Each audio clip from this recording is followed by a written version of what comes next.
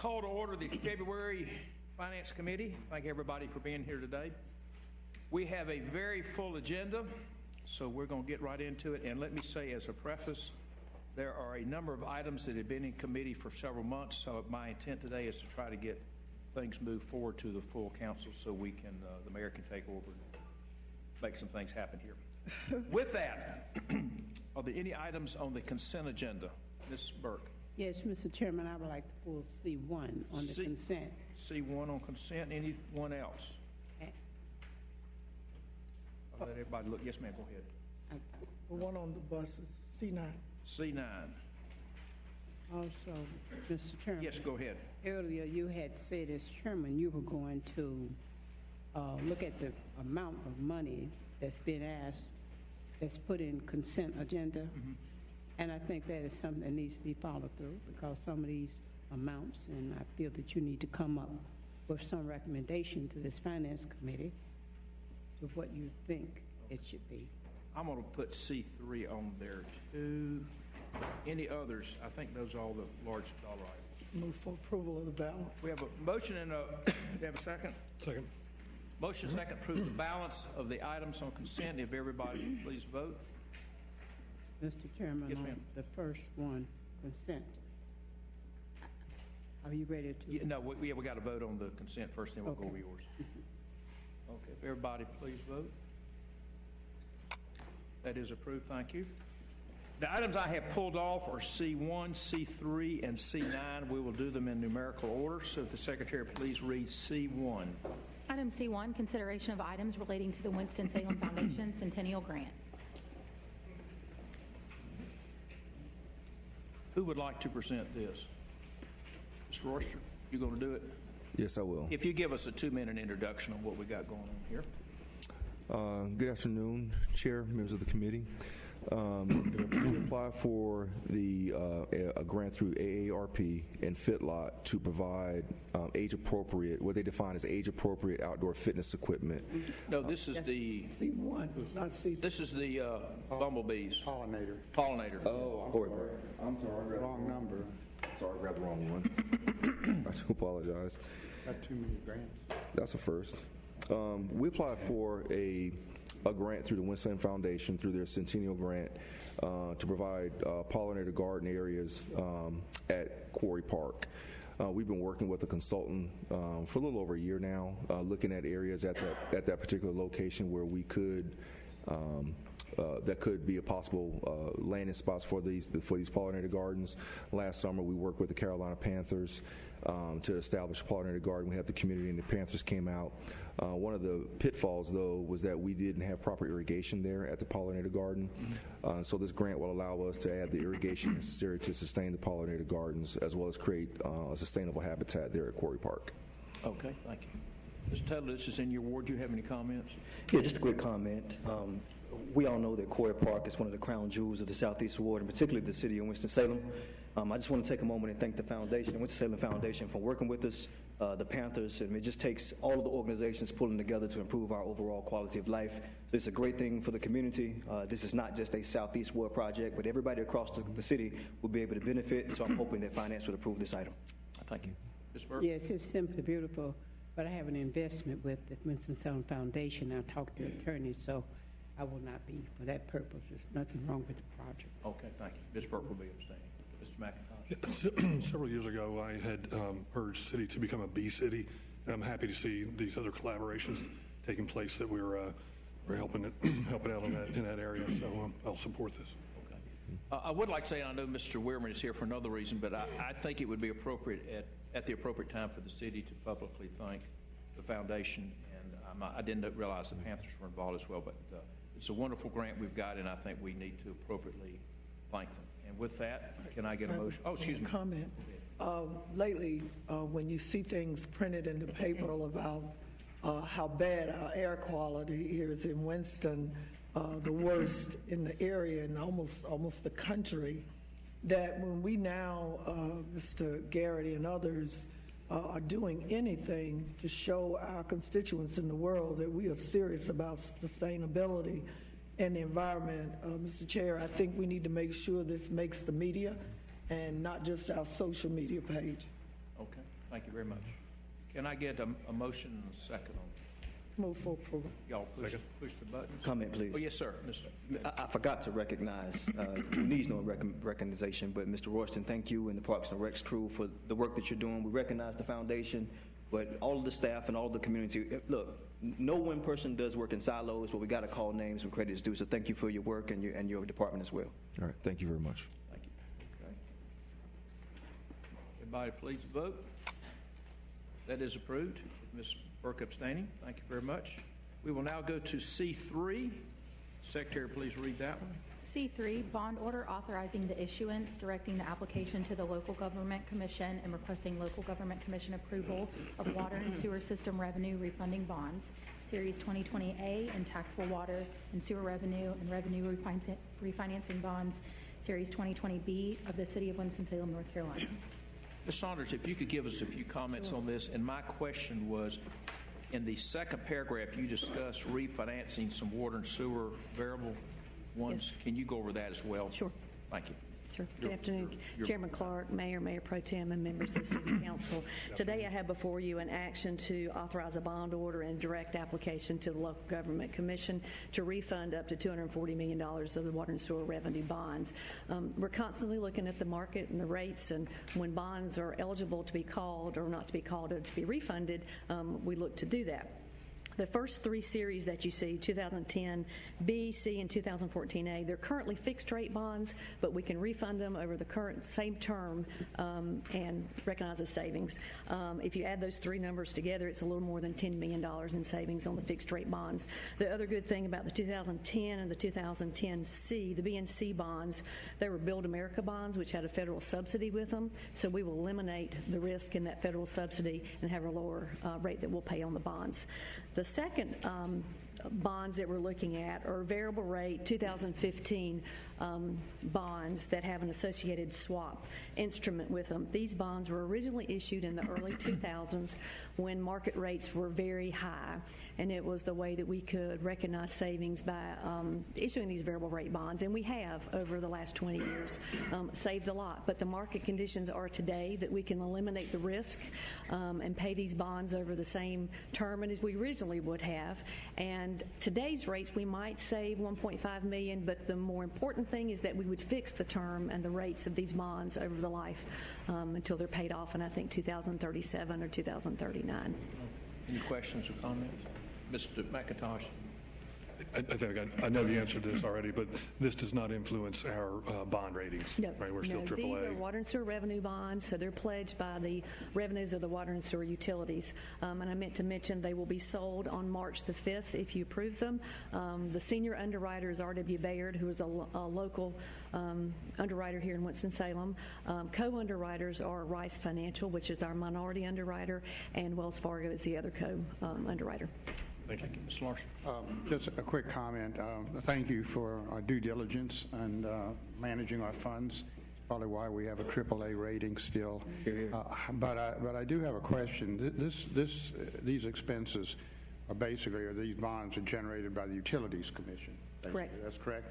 So for the public understands this a little bit, the Utilities Commissions operate separately to a large degree from the City Council, but we have the obligation. We carry the responsibility for fulfilling these bonds. Is that correct? They are paid for by the water and sewer revenues of the Utility Commission. You approve the budget for those, and City Council is the only authority who can approve or not approve debt. Utility Commission cannot approve the debt. What is the total debt load generated currently by the Utilities Commission? Water and sewer revenue bonds outstanding are about $400 million, and we have state loans of a little more than $100 million on top of that. Thank you. Ms. Burke? Yes. As Ms. Saunders, is this the bonds that we talked about that the public can also purchase? They could. Yeah, years ago, I bought some, and I never worried about my money. I got an interest. Good. Thank you. Yes. So the public needs to know, as taxpayers, when you invest in city bonds, they are very safe bonds. Right. With that, can I get a motion to approve? Motion to approve. And a second, please. And I want to tell you folks out there, with this vote, the 4 hardworking members of the Finance Committee just saved the city $11 million. That's about almost $3 million each. That's pretty good for a day's work. All right. And I will take full credit of that during the election. Of course. Yeah. Thank y'all. That is approved. Ms. Saunders, thank you very much. Rates are certainly at a historic lows. We need to take advantage of it. Next one is C9. If the Secretary please read that, please. Item C9, resolution awarding purchase order for TransAid buses, Creative Bus Sales, Inc., in the amount of $1,361,137.60. Ms. Adams, you had Yes. Would you like a present? Yeah, just a short one, Mr. DeCane, then I'll ask a question. Yes, ma'am. I'll be happy to. Good evening, Chair, Mayor Joins, Mayor Pro Tem, members of the committee, and members of the City Council. Good evening. The item before you tonight essentially boils down to the replacement of 9 TransAid buses and 1 support bus. All of those have reached the end of their useful life and are due for replacement. We're using a contract vehicle that was let back in 2015, so original bid prices, that contract has an escalator in it annually based on the producer price index for truck and bus bodies. The total purchase price is what you see before you on the screen. The purchase is actually broken down into 3 funding sources. The first is the FTA's Section 5339 bus and facilities grants, and that pays $1,157,000. I rounded that for simplicity. There's a state match of 7% for about $95,000. And the remainder is $108,000, $109,000. That is budgeted in the WISTA fund. Thank you. Ms. Adams? We always hear a lot of constituents' concerns about our transit system. We hear a lot from the constituents that use the TransAid system. And I know that we made some changes a few years ago as to the actual organization, the structure, the process of the TransAid vehicles. This, I always wonder when we are, like Councilmember Mayor Pro Tem said, about how we communicate this. This is one of those items that I don't think people, because we get the complaints that there aren't enough buses, that the buses are old, the buses don't go where they need to go. I'm speaking of TransAid. So again, Mr. Garrity and staff and marketing, Mr. Kane, I think it's imperative that we communicate this to the community about the buses. Also, the life of the bus is about 7 years, and within the body of the carpet tells you that we have 32, and the federal government expects you to have about 38, and we have 40, but for the most purpose of them, those buses aren't operating. They're down more than they are running because, I guess, of maintenance issues or whatever. Is that true, or what's your comment on that? Councilmember Adams, there is some truth to that due to downtime, and so these replacements will help with that. The good news is that the TransAid ridership is up so much, we're wearing the buses out providing service. So this is an effort to keep a high level of service with reliable vehicles. And we're making progress in that regard, and this item before you tonight is steps in that direction. And I know that you probably provide the report I'm getting ready to ask at the Public Works, but is it possible that the council members can get an update of the transportation fund, Mr. Chair, as well as, again, I know it's always in the budget, but can we get an update on where we are on ridership of TransAid and the WISTA system itself? Absolutely. Thank you. Yeah. I know the public safety will deal with this, but if you could be sure that's included in the finance, just packet, so we'll have it. Yes, sir. Thank you. Mr. McIntosh. What fuel are these vehicles going to be? Are these going to be diesel or gas? Mr. DeCann. Good evening, Councilmember McIntosh. The large buses, most of those are a hybrid. I don't know the answer to that. I'll have to get back to you for the TransAid. Okay, and I'd like to know if we looked at a hybrid or an electric alternative. Yes, sir. I know we have overall the reliability of the all-electric vehicles that they've sort of tested out in Greensboro. We've spoken with them. Is not quite there, so it would really impact our service delivery, but I'll be happy to get that for you. Thank you. But folks out there, these are not the typical green buses you see, the large buses. These are Trans-Aid to transport folks, and they're basically operated as a taxi. They pick a person up at a specific place and take them to a specific place. They do not run fixed routes. We're required by law to offer Trans-Aid buses in the same footprint that we offer regular bus service. So this complements the regular bus service, picking up disabled, elderly type folks. And Mr. Yes, Chairman, ma'am. and a lot of them use it for going to the doctors. Yes, exactly. Very much so. Mr. Larson? Does this bring our fleet up for full strength at this point? Following up on your question about the number of vehicles that we should have versus the number that are operational. Are we at full strength now with this purchase? Yes, sir. And are we going to have surplus vehicles? Are we going to be selling off vehicles, or are we keeping everything we got? Not to my knowledge. Not selling anything? If the surplus is not technically a sale, but anything that's out of service that would go to auction would simply go to auction. We wouldn't retain those vehicles for any reason. Right, but we're not sending any to auction, are we? I'd have to get back to you on Okay, that. I don't I'm know. just curious as to what our size of our fleet is and how serviceable it is. Thank you. Any other questions, comments? Can I get a motion on this, please? Someone? Second. Everybody push your buttons. Everybody vote, please. And that is approved. Thank you very much. That is all the consent items. We will now go to the general agenda. We will do with G1.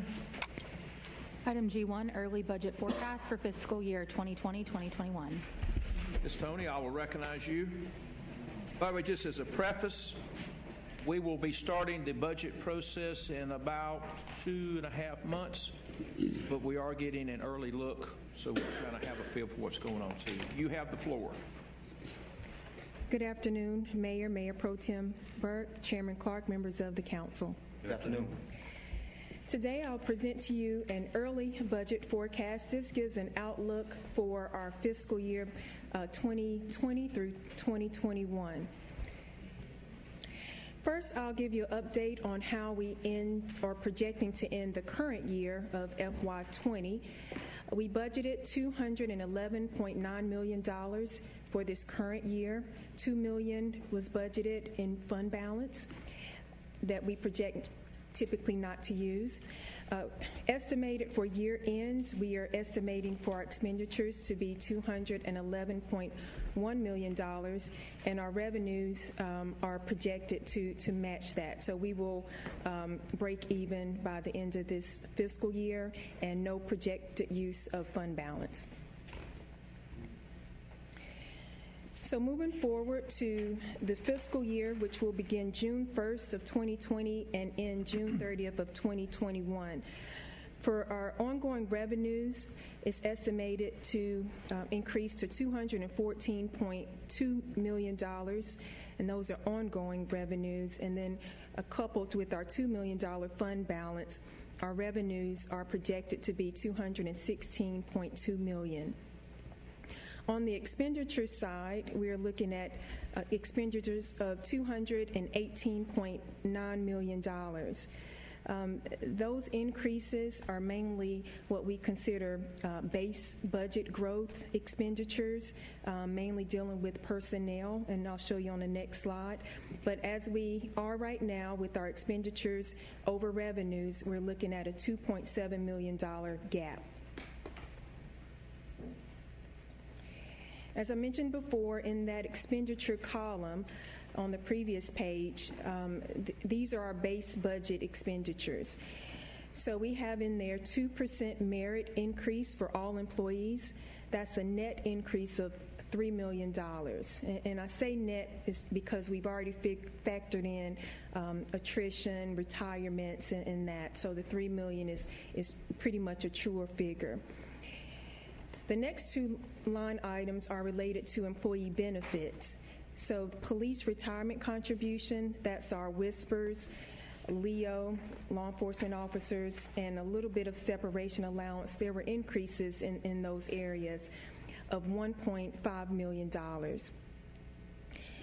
For all employees except for police, we have the North Carolina local government retirement system increases about almost $1 million in those increases. We also have in the base budget a 2% public safety supplemental pay that will go into effect on January 1st of 2021 if implemented, and that is $800,000. In 2016, there was a Staffing for Adequate Fire and Emergency Response grant called SAFER grant from the U.S. Department of Homeland Security to hire 15 firefighters for 3 years. Year 1 and 2, there was a 25% match. For FY21, which is year 3, there's a 65% required match, and that match dollar amount is $500,000. Each year, since the Springstead recommendation, we have incrementally been trying to increase the hourly minimum wage. Currently, we're at $13 an hour. For FY21, we're proposing $14 an hour. This would impact mainly custodians, park attendants, laborer type of positions, and eliminate grades 1 and 2 of our pay plan. So to do that, that would cost us $400,000. And then there was a one-time reduction in our general fund subsidy to the off-street parking fund, and so we're proposing to add that back just to make sure that fund stays stable for the current fiscal years, and that's $500,000 as well. So all of these base expenditures total to $7.63 million. And those expenditures are all we have that shows our $2.7 million gap. Looking on the revenue side, our property tax for FY21 assumes a 1.9% growth above our estimated year end. So that will yield $2.2 million increase in property taxes. On the sales tax side, we assume a 3% growth in our point of sale and 4% growth in our per capita, which would generate $2.7 million in additional revenues for sales tax. And right now, we don't anticipate any changes to our user fees.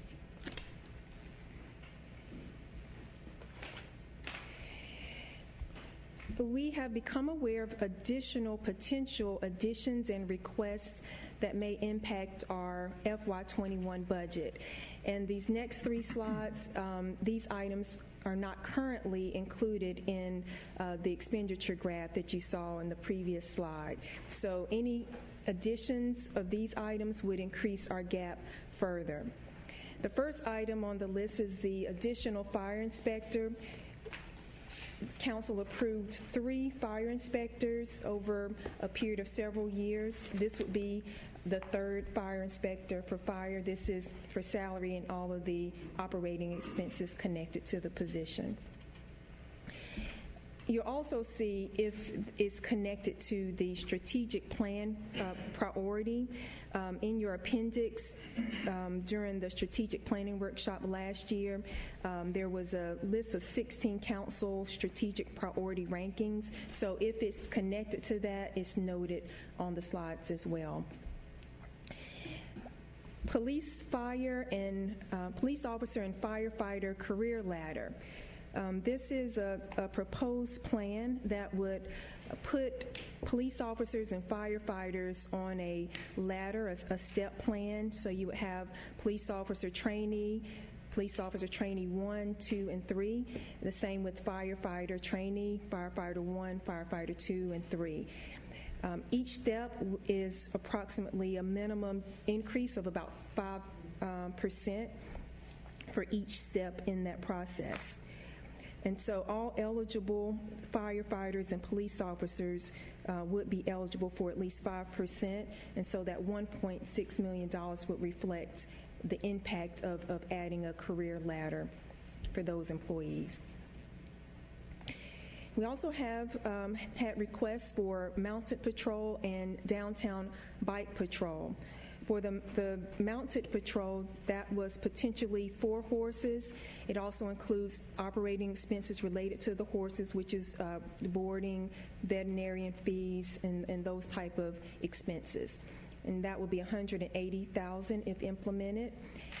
Also, the downtown bike patrol, there was a study. It is also in your agenda package, and the cost of adding 4 sworn officers and all of the expenses related to that would be $372,000. And then there was a request for additional park rangers, just a ballpark figure that would need to be researched more, would be approximately $300,000, probably for about 4 positions. And these are all under the strategic focus area of safe and secure community. Moving to the strategic focus area of economic vitality and diversity, we have a venture grant program, which is $300,000. There is funding that is not general fund connected for this particular program of $300,000. It will be economic development incentives from MR. You'll hear about that later. It is connected to a strategic focus area number 4, which is to realign economic development policies to assist with the changing economy. The next one is a driver's license restoration program, or DRIVE, which stands for Driver Restoration Initiative and Vocational Expansion. That amount is $275,000. I believe there are some funds earmarked for that program as well that you'll hear about later. Yeah, that's on the agenda. It is. And it does check off 2 of our strategic priority plans, number 8, which is local justice reform, and number 10, because of the vocational component, which is workforce development training. Then we have the African American Heritage Initiative. Phase 1 of that is projected to be $116,000. That was number 14 on the council priority list. Then we have Pilot Universal Pre-K. There is still more research and studies to be done on that, and so that's to be determined. The Think Orange campaign, the grant funds to that ended in December, and so to continue, this is an anti-poverty, anti-food insecurity program, and so that is a council priority number 7, and that the dollar amount on that is to be determined also. Then moving to the service excellence strategic focus area, our first item on that list is community agency funding. There is a detailed list of community agency requests in the appendix. That request currently stands at $2.2 million. Also, there was a security plan study completed, and so the implementation of that plan would be $1.6 million if we implement the whole plan. Over a 5-year period of time, we would budget $327,000 a year for that plan. When is that plan going to come to the council for consideration? Anybody? The security plan. Good evening, Chairman Clark. So the plan will generally come in pieces. Okay. Depending on the size of the contract or the physical security improvement or otherwise it's coming. So I don't know that you'll see one item for $327,000 come before you. But you'll bring it to us as you get them fleshed out, so to speak. Yes, sir. Staff, the Workplace Safety Task Force is currently working through that to bring back the priority recommendations in a form that would be suitable to be presented to the public. Okay, thank you. Yes, sir. Ms. Tony, sorry for the interruption. Okay, Please no problem. All right, the remainder of the list, increased street maintenance, I'll mention that. That was number 2 on the council priority. That would need a little bit more research and funding options, but that is a priority. The rest of them, downtown parking enhancement, downtown meter replacement, kudzu removal, increased recreation hours and programming, GIS enhancements, and graffiti removal on private property. Those still require a little bit more research and studying to get real good projected costs for that. Thanks. Okay.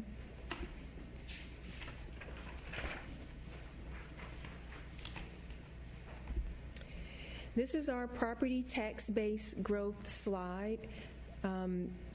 We are looking at a tax base growth for current year of 2.5%.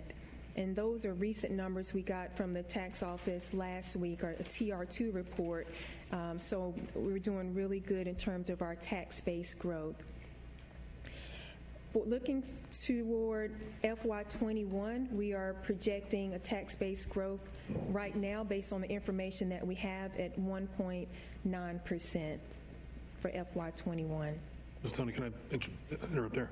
What was our estimate going into the year? It was 2.1%, which we exceeded it by a pretty good bit. Yeah, we did really well Great. on that. Thank you. Okay.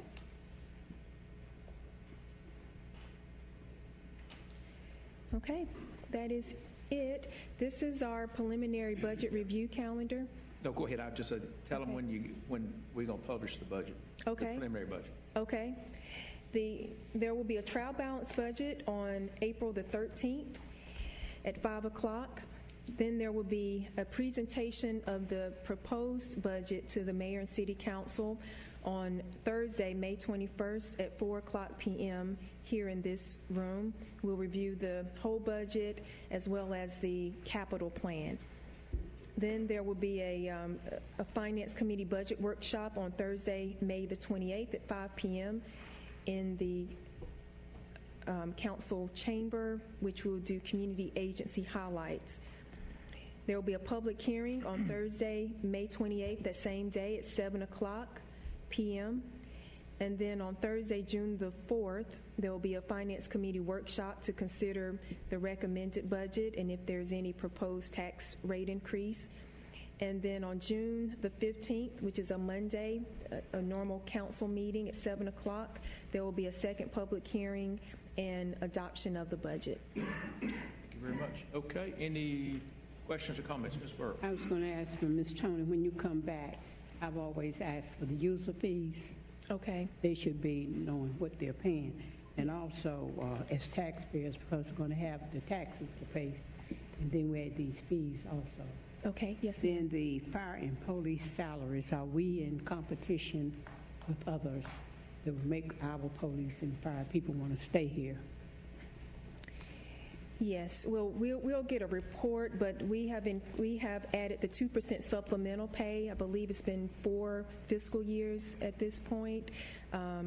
And so they're now also proposing this career ladder, which would also make them a little bit more competitive. But I think recruitment and retention for police officers is much better now. That's what I was going to talk about, the retention. You can know the percentages that are staying here and leaving to go somewhere real close to us. Yes. To do the same kind of job.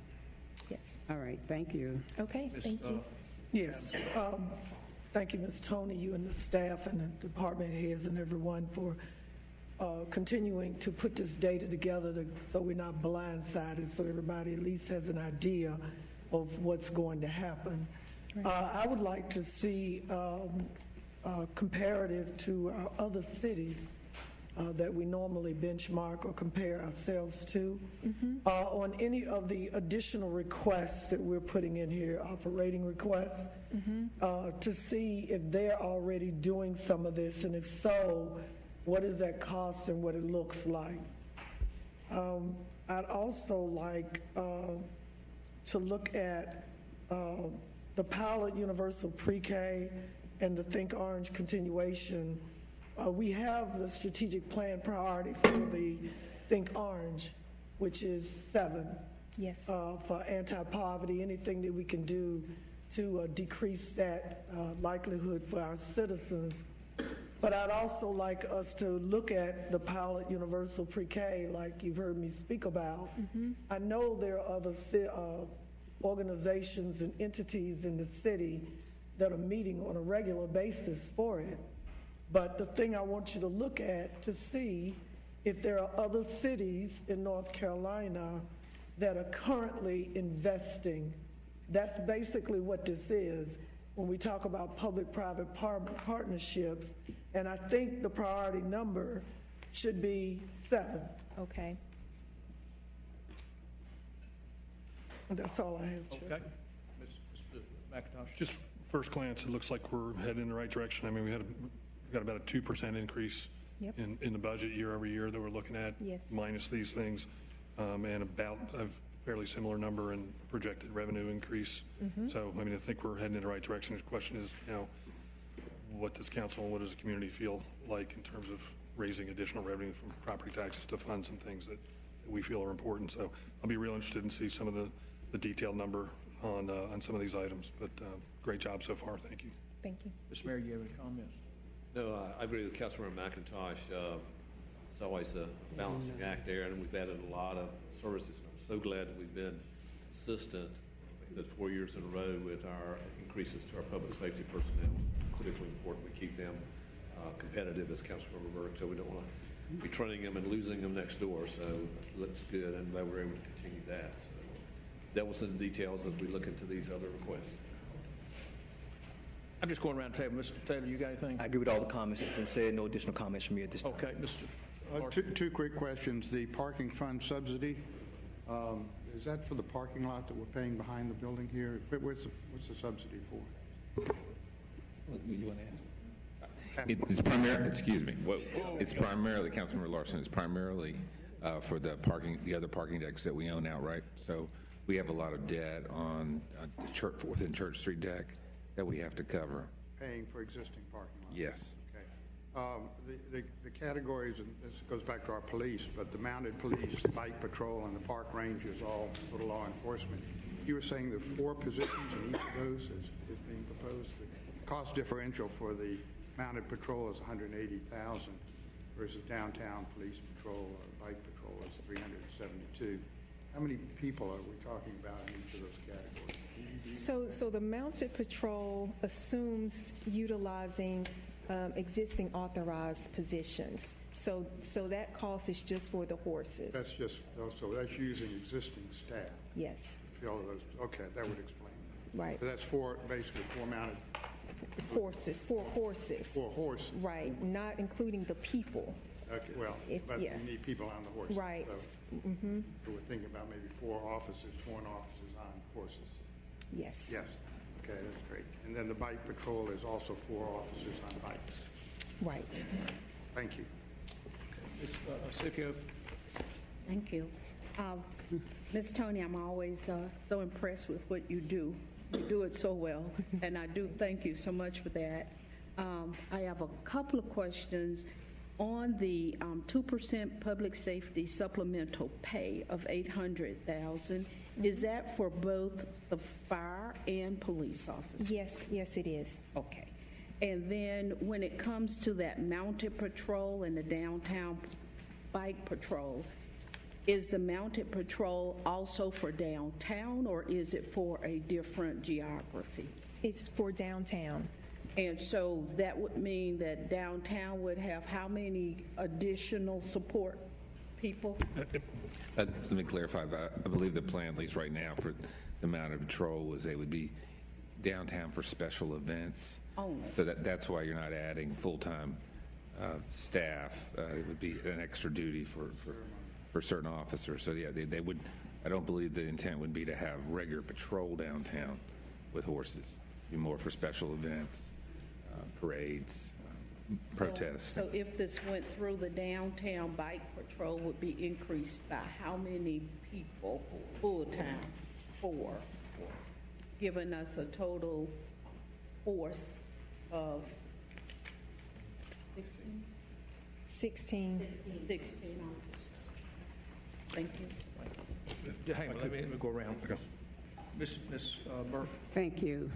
Some years ago, when the Moravians ignored the blacks who worked there, I went to Mr. French, who was the director, and he thought it was a good idea for us to make it clearly to the people in this community the role that blacks played in Old Salem.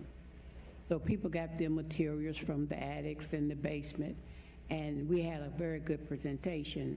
And he assigned Mr. Larson, who was working there, who hired an individual to work with the role of blacks. And I think we're going to have to do that even more in some other areas, Mr. City Manager. Just on TV the other day, they had talking about cemeteries, and they had, dead people who had died, and they didn't even have names. And they had Miss Norris out there with somebody talking about it. You know, if we don't define clearly and come truthfully about what is going on as far as how blacks, minorities were treated, it's going to take those, as a man said on television the other day, who are majority, to be responsible. That's just it. And you talked about the foundation, what it has done, and how many people they have educated, and how many people they have supplemented. That's being responsible. But I want to say, too, I didn't get to the African American Heritage Initiative, Councilwoman Scipio, but that is a very good program that you're starting. And we must stand up and be accountable about the history of minorities in this city. We played a major role. And I hate to say it, but it's going to take women, me too. And so thank you for that initiative that you started.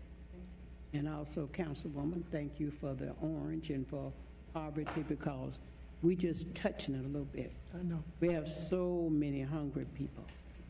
Go down on Patterson and Northwest Boulevard and see them changing shifts from the bench to the next corner, walking back to Samaritan and walking back to the Bethesda.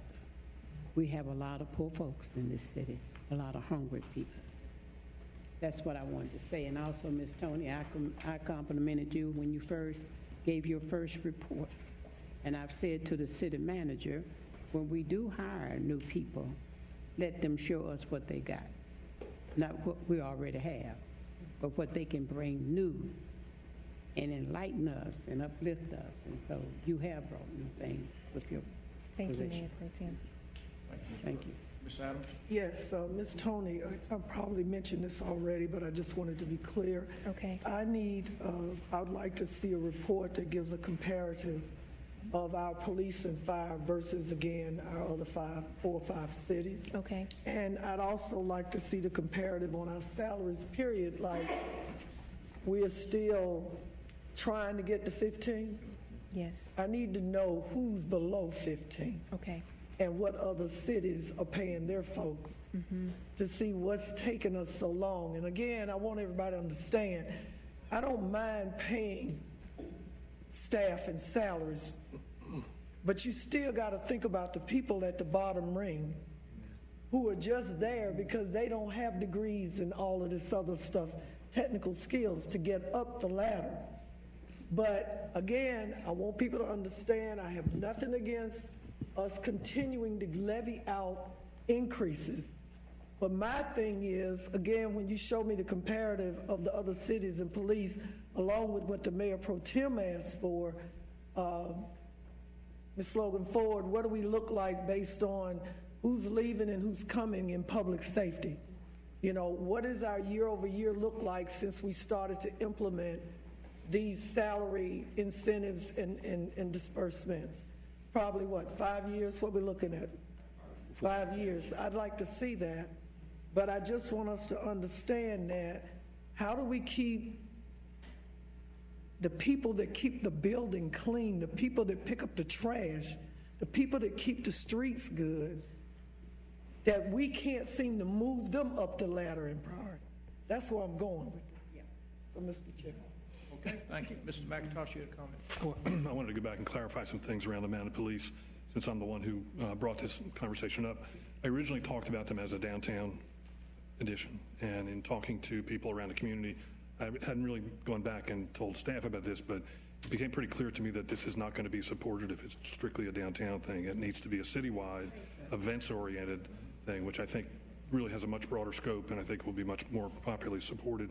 Also, my intent is to have the startup costs paid for by the private sector. I'm in the process of trying to get those funds. So I'd like to see what estimation we have for ongoing costs, what an annual cost is, because it's nowhere near this number. And so I would like to try to raise that money independently and use the Police Foundation as a pass-through. I've spoken to folks over there, so hopefully that number comes down pretty significantly. And one more question, Chair. So would that still be for just downtown, or are you going to spread the wealth? That would be all over the place. Okay. I don't view that. I view it as an 8-ward project. Okay. If you don't, they won't get along. Okay. Thank you, Ms. Tony. This is just a snapshot.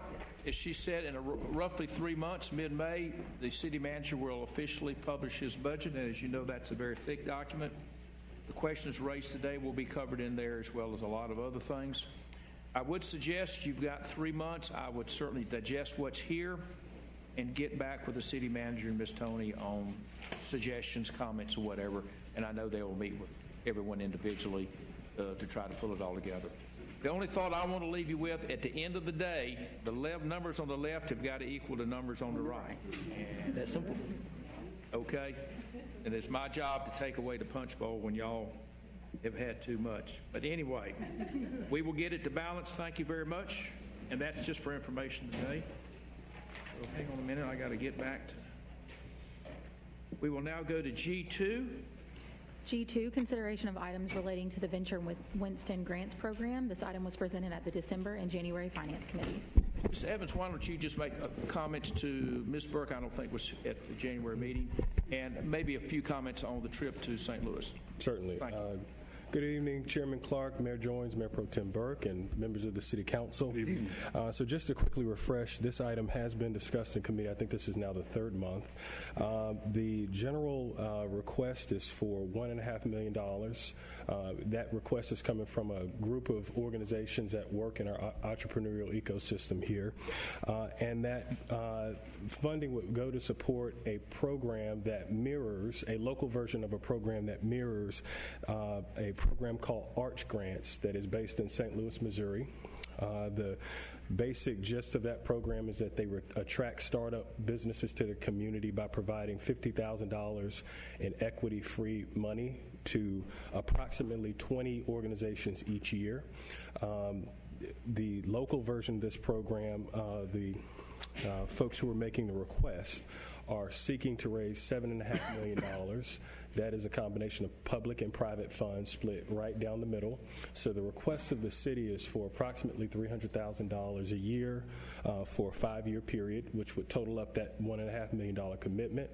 The city's funding would be going to support specifically the operation of a global competition and marketing expenses that would support the attraction of these startups. So the city and public money would not be going for the purposes of the grants that would be made to the individual organizations.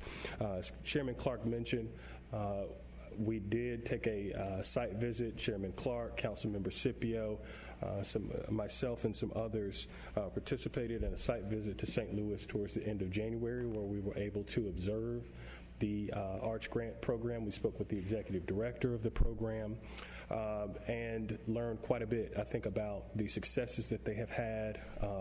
You can see touted in the item itself many of the successes that the Arch Grant program has claimed in St. Louis, and certainly saw evidence of that. So this item is actually, it's a two-part item. The first part is a resolution which would terminate the city's previously approved economic development agreement with Inmar. And the second resolution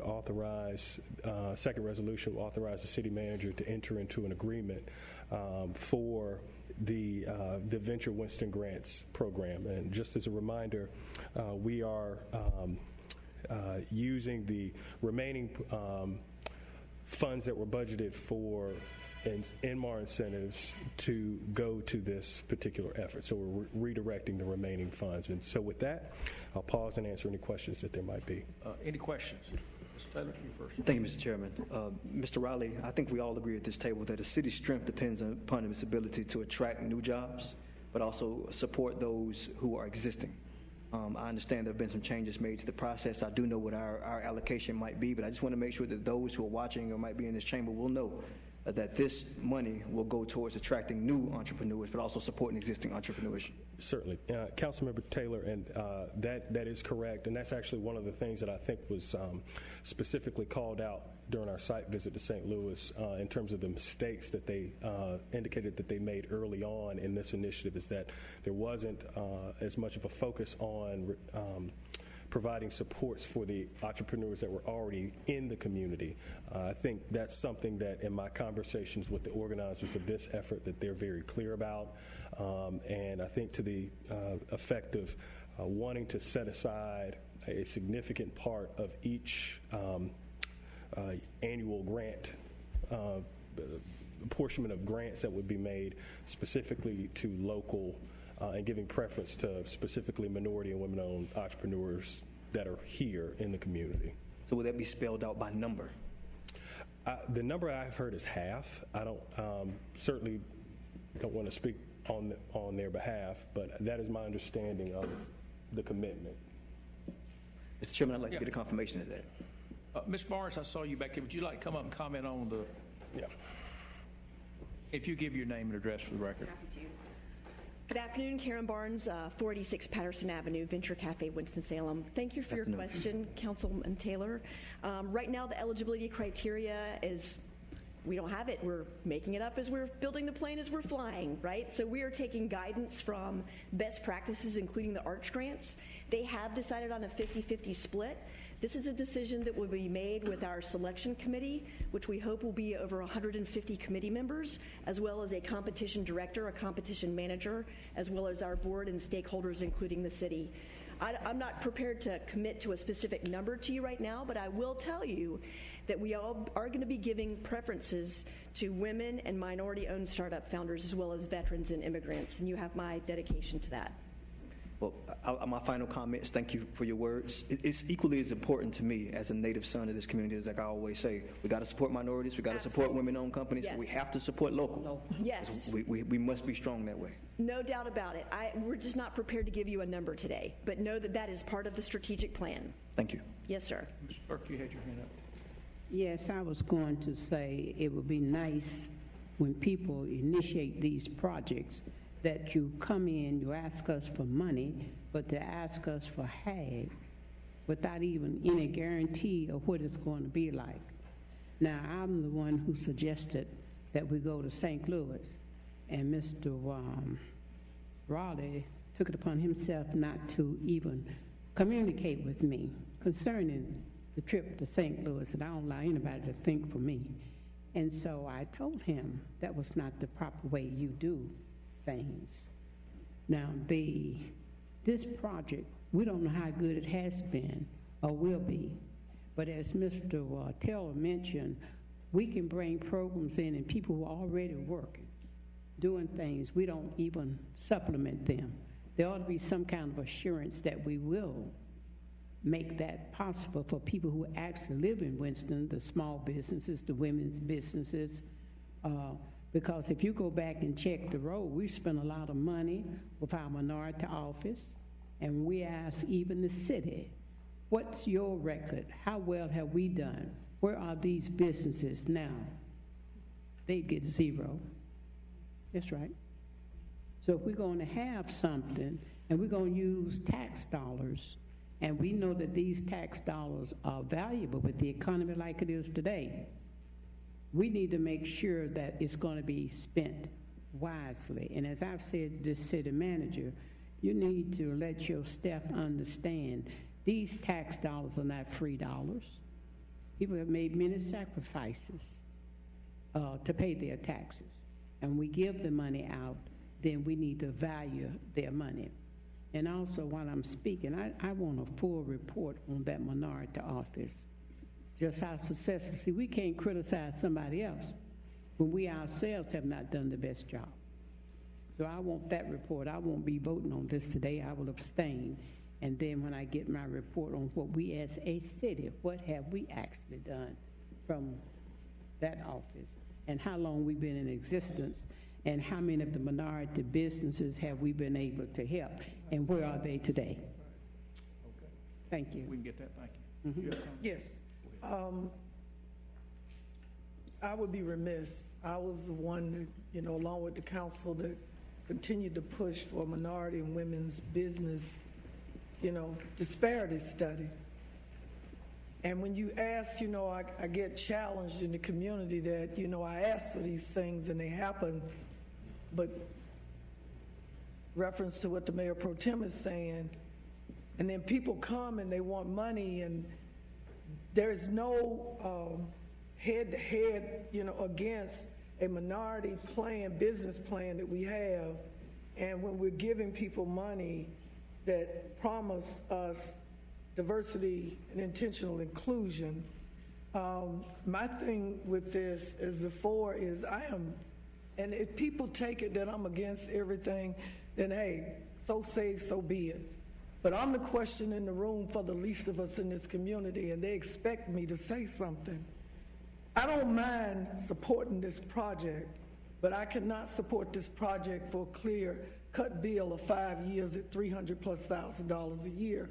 As the Mayor Pro Tem said, with nothing in the bag to show me the scope of work and the progress support to get to that. When we set aside this money for a company, and this money is now being used to be transferred to this project, my question to the city manager is, what happened that this company did not reap the benefits of that money that was taxpayers or whatever money? And how is it that we can use this money for that? And this is no different than what all of you have heard me say before when this initiative has come. Can this money be used for other initiatives? You don't have to answer me now. But just like you saw the African American initiative that has no right now projection of any funds, and yes, some of us have been working for that, that money to me, I need that for my people, our people. When we support the operation and startup of the competition for this initiative and association or associated administrative expenses, that's why I can go with Mayor Pro Tem. I cannot support this as it is. I would be willing to offer up a compromise or a substitute motion or an amendment to it that the deal is for 2 years, and we see how it goes. We hold it credible and compliant to our minority women's business policies that we have. We also look at other cities as to what they're doing. And then when we talk about the $874,000 that's in here, Mr. Chair, and the $156,500 that's going to be attached project budget ordinance, no, let me get down here. Future annual budget appropriations of $156,500 per year. And then you look at, okay, well, where is the other money going to come from? Because that's short of the 1.5. The people of Winston-Salem, and maybe that's why all of this deal is about, and I'm on a diatribe here, of wanting to change the districts and have other people to help make these decisions that are more globally regional to Winston-Salem. My thing is, again, when you're talking about this kind of money, and we don't have anything outside of what's going on in another city halfway across the country, and I believe in data and benchmarking. All I'm asking is that we at least show some willing to compromise and not go the full 5. Let's go with 2 or 2.5. Okay, thank you. I'll address that. Thank you. Mr. Mayor had his hand up, and Ms. Mack. Thank you. I think Councilmember Adams kind of alluded to this, but it's important to note that these funds are coming from an existing economic development project. Inmar paid these taxes. Inmar could conceivably receive these incentive payments even in the future if they met the job goals. And the only reason it didn't meet the job goals was they're having trouble finding the technology talent that hit those. But Mr. Mouse has said that he supports this project so much that he'd be willing for his company to forego the future potential for using those. I think Councilmember Adams is on a real good idea there. I was going to suggest something along the lines of a 5-year approval, but I was going to say annual, but maybe biannual review of progress is being made that would then make the rest of it contingent on good report. I will say it also, Karen, that I think I heard you say 150 people on a selection committee. Yes, Mr. Mayor. In St. Louis, they have 350 people who review the applications. They receive between 6,000 and 7,000 applications per year. So in the first phase of narrowing down all those applications, they have 10. Each judge reviews 10 startups, and every startup is reviewed by 10 people. And then yes, is there sir. a core group that then makes the final? Yes, sir. It's a 3-phase selection process, and this is a process that I have heard repeated also by NCIDEA as well as the 1776 challenge grants. The initial selection is done by the larger community volunteer selection committee. It is then narrowed down, yes, no, maybes. No's get a thank you for applying. Maybes are reviewed by staff to see if they're going to be moved into the yeses. Then the yeses are further narrowed down to a list of semifinalists. In this case, it would probably be about 50 semifinalists to be able to name 20 actual grant winners. Yes, sir. That makes sense. I will also say that I think probably it's going to be important to go ahead and nail down the local versus outside goals. Yes. For that. So I would say sooner rather than later, that ought to be nailed down. I'm willing to discuss numbers. It's just we haven't built this plane yet, and we're trying to fly it. So might I suggest if the momentum here is for a compromise, there's really no point in doing a 2.5 year if it's an annual process. And I would suggest that the council consider a 3-year trial period, because the first year we're going to be figuring it all out. We might get, as in St. Louis, we might award 12 grants. The second year they awarded 16 grants. By the third year they were up to that critical mass of 20. So I believe if we were able to replicate their incredible success, that would be an acceptable trajectory for us. Thank you. Ms. McIntosh? My recommendation. Mayor, you finished? I am, yes. Okay, Ms. McIntosh. Thank you, Karen. Yes, sir. Help me understand that a lot. Yes, sir. My recommendation was going to be for a longer period of time, not a 1 year, because you could have fluctuations. Or 1 year you just didn't have enough internal candidates that warranted it. But the 50-50 split seems about right to me. We want to promote existing businesses or startups within the community, but we also want to bring some money in from outside and some talent in from Absolutely. outside. So going too far in that direction, I think, would not benefit us, but having some good mix. And I would have to say that the group will be aware, based on the conversation of council, that that's really important. So I'm not hearing anyone opposed to that, sir. So, yes. Thank you. Ms. Burke? Yes, I hear you talking about what Mr. Mounds and his taxes and all of that, and how we be doing certain things. I don't want to tell you how many taxes I pay this city and county, and it's not any little money. So I think as one of the big taxpayers, I have a right to say what I think and what I feel needs to happen. Yes, ma'am. Now, the accountability, you stand up there and you give us a report from off the top of your head to talk about wanting the kind of money you want and how long you want it. See, if we had a good track record of bringing programs in here and hiring people to do the programs, we would get a failure. I'm sorry, you would get what? Failure. Failure. Yes. Now, different programs that we have brought in here, they affected minorities. And they got people to work in the programs who were majorities. And they did not and do not have the sensitivity a lot of times in understanding the needs of folks. And then they had to go and hire minorities to do the program because who they had hired just couldn't do them. So we come to a city, the percentage of minorities in this city, and city manager, I want that updated too. The number of minority businesses that we have in this city, I want that too. And then I want minority business, just, I'm talking about diversity. I'm talking about Asians and blacks. I'm not talking about white men, small businesses. I want that to be brought in here too. Now, until you understand, in 2020, I won't be here. Been good. But until you understand the history that I have and what I have seen happen to women and minorities in this city, how they didn't even have, when women and minorities could meet, they didn't even have a meeting time. I introduced a resolution so women and minorities could meet, so the businessmen, they could meet anytime they wanted. And I'm very grateful. There were 3 Democrats and 2 Republicans who supported a lot of these changes we have. And even though the Republicans, you said, and you would have maybe a little more confidence in some of the Democrats did not go along with us.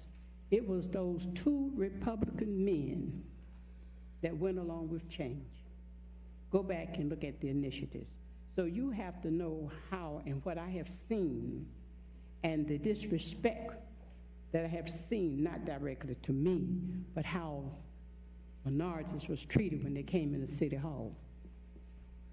So I'm not convinced. I hear you talking about what? And until, like I said, I'm not going to be voting on this today, and I want to get everything that I've asked for. And if I and I can stand alone, when I get my report and review it. Okay. Let me just make a few comments. First off, this is officially a Winston-Salem Chamber of Commerce organization, so Karen can't make the final say. She is simply the worker bee here, for lack of a better term. Mark Evans is not here. But I do want to offer a few comments. We have done a good job, I think, since I've been on the council, that's 20 years, of recruiting the big elephants to town. The big breakthrough, as we all can remember, was Dell, that made the front page of the Wall Street Journal around the world. We got a company that everyone else in the world wanted. Now, they didn't stay as long as we wanted, but now we have Herbalife in there, we got Caterpillar here, and things have gone real well. What we have not been able to do, and have never had a program, and that is to recruit, help startups, help grow them, et cetera. So some smart people in this town, and I was not one of them, but they went out all across the country to try to find programs that seem to work. Now, we're not talking about going to Silicon Valley or to Boston or places like that that have embedded in them this huge, be it biotech or fintech or whatever type folks. We went to cities that were more like us. And the one they found they really liked was at St. Louis. And I will say, because I used to go there on business, St. Louis has got about everything going against them. It's hot as heck in the summer and cold as heck in the winter. They're a plane ride away from the mountains or the ocean. It's flat as a pancake in the Midwest. But what they have done is phenomenal, and I wish everybody would have had the chance to do it. We need a program that will help recruit and new businesses, small businesses in town, as well as existing businesses here. We've just touched on it, and I'm not going to go into detail, but we're going to try to recruit these companies, roughly half from here, half from outside. Don Flo has offered them free office space and mentoring in his new, I call it the Intergon building. I'm old school, but y'all know what I'm talking about. GMAC. Yeah. And again, this particular program that she's talking about, 2/3 of the money is coming from outside. And that is one of the changes I required in the motion today, that there's a 2-to-1. We give them $1, they got to go raise $2. And they're, Mark Evans and some others are in the process of raising the money for the $50,000 grants. Let me see if there's anything else I want to mention here. There's been a lot of information asked. We'll try to get that to you. I was going to offer, because it's my job as chairman to try to bring this together, it's supposed to put in a 1, 2, 3 year type thing. We've got $874,000, which is roughly 2.5 years, that's already been expensed. Mr. Mounts agreed to release it. I was going to suggest we amend this motion to include only that. That'll give us 2.5 years to see how the program's going. Again, they've got to match that 2-to-1. And as Karen said, St. Louis did not get 20 companies the first year, but after they got the word out, they did. And I will tell you, we have been, and again, it's not me personally, we have been to places like Durham, believe it or not. They found a lot of folks there interested in it. And you will say, well, isn't that right in the heart of it? It is for certain people, but not for everybody. Washington, D.C. is within a driving distance from here. It's got a lot of startup potentials up there. And I do attend Karen's events on Thursday evening. There are a lot of local folks that I think could also apply for these. So I'm going to suggest we change the dollar amount to the $875, so there will be no impact on the budget, and that'll be about a 2.5 year, and we'll still keep the match in for that. So when I ask for a motion, I would hope we could make that as an amendment to it. Would you state that, Chair? Yeah. That the motion that has $1.5 million, we would change that to $875,000, which is the money that's already gone through the budget that David Mount's willing to release, and that we would still require a 2-to-1 match. So she's still got to raise. I can't do that in my head. That's roughly $1,750,000 or something. Okay, Mr. Taylor. The last component in your compromise piece of legislation would be 50-50. That 50%. Well, I think she's got to go back because she's not the decision maker, but I think we can get that work by council meeting. And that the reporting. Oh, we got a lot of reports to get here. No, I'm talking about even after the money is yes. also running, that we put that in the resolution that they are called up to report. Okay. We'll take that as a... And staff will also review what it is that they're reporting on. Okay, all right. Clarity. So we'll put in the motion today for periodic reporting to the city. Can I get a motion for that? Approval. We have a motion to approve the amendment in the agenda tonight as amended. Second. Can I get a second? Second. Okay, all in favor, please vote. And Ms. Burke, I'm sorry you missed the trip. It was very informative. But if you're ever in the area, I know we can get you a personal tour. The mayor's already, not you. Mayor. Excuse me, Mr. City Manager. City Manager's already working on that. We've already, Okay. I will be going. Well, one of y'all got complimented. I'm just not sure. I don't know. What manager? You got on it. Thank you very much. Thank you. I won't tell the whole story, but one time I got mistaken for Dan Bessie, and I said, well, you just gave him a great compliment. Thought we looked the same. Anyway, everybody, please, I haven't got the thing. We have a motion and a second. Can y'all? Yeah, we've already abstained. done. Yeah, we, Sort of done. it's been on. 3-1. Spring's gone. Oh, I'm sorry. There's 3-1.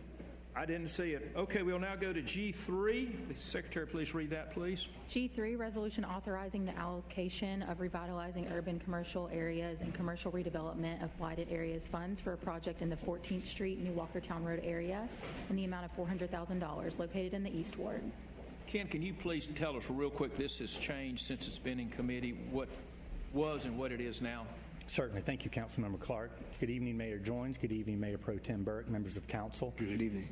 This did come to this body before, in December and January. So the highlights are that the project is unchanged for the property owner, but the nature of the request has changed. That when he came before, he was seeking all $817,000 of construction cost and contingency as part of a RUCA and commercial revitalization of blighted areas loan, half of it matching, half of it low interest.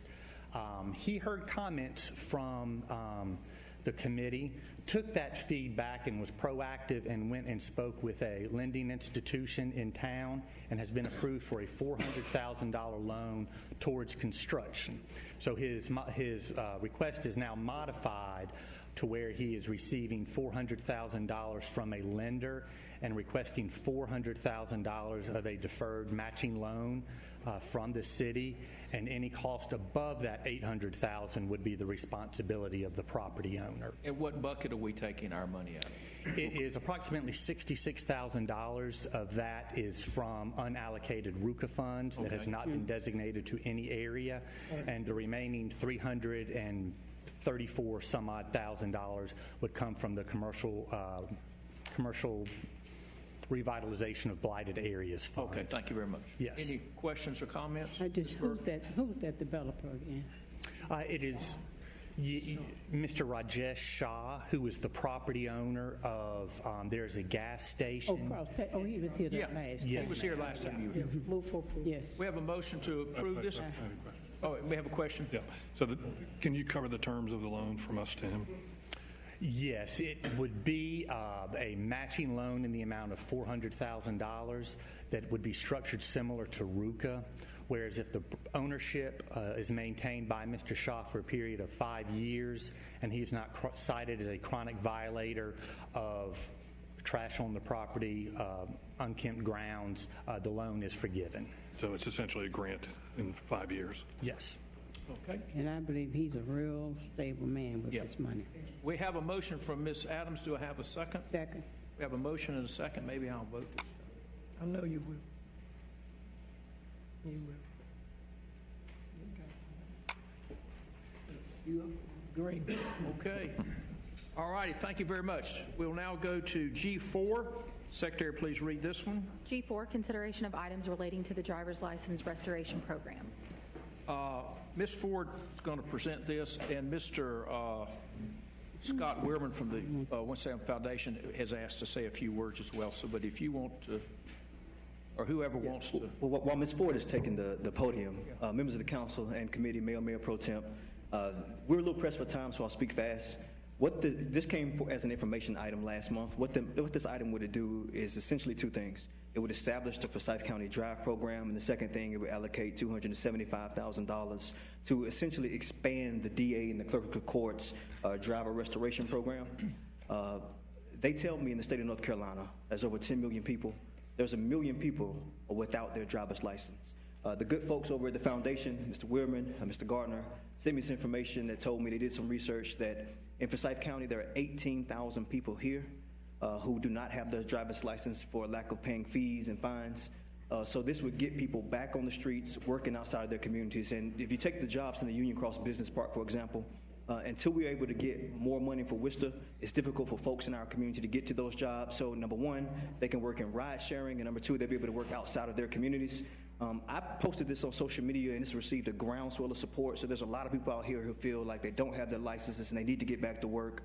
We've always seen quality of life programs approved by this council, whether it's SOAR, whether it's Youth Build, and it's just another way to help to get folks out of poverty, to improve their quality of life. And I just ask your support, and I'm sure Mrs. Ford would have some additional comments. Ms. Ford. Thank you, Chairman Clark, Mayor Joines, Mayor Pro Tem Burke, members of the committee. I'm Tasha Logan Ford, Assistant Manager for the City of Winston-Salem. As Chairman Taylor noted, this program has been brought for information to the committee. In November of 19, we presented information to the Public Safety Committee. We talked about the partnership with the District Attorney's Office and also with the Clerk of Court. The program in Winston-Salem began in 2015, but we realized that there's still a significant need.